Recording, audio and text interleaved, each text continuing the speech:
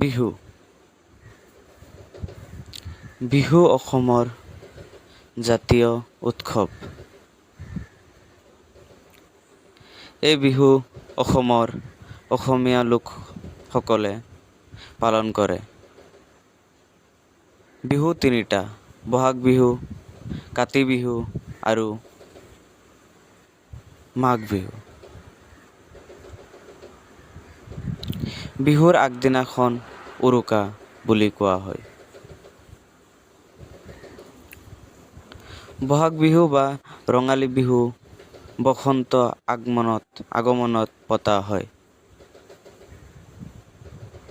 কাতি বিহু সাধাৰণতে আহিন মাহৰ আৰু কাতি মাহৰ সংক্ৰান্তিৰ দিনা উদযাপন কৰা হয়।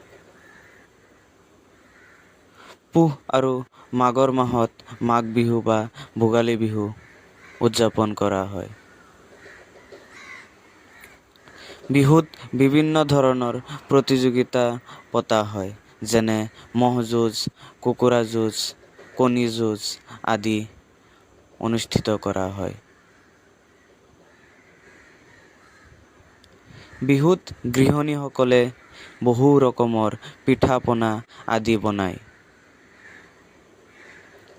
বিভিন্ন জাতি-জনগোষ্ঠীৰ লোক একেলগ হৈ এই বিহু পালন কৰে।